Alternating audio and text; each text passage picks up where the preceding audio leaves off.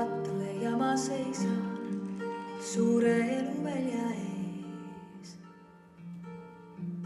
ja tunnen, kuidas läbib mind see suure ilmavaim. Ei tea, kas autor olengi ehk taeva vahendaja vaid.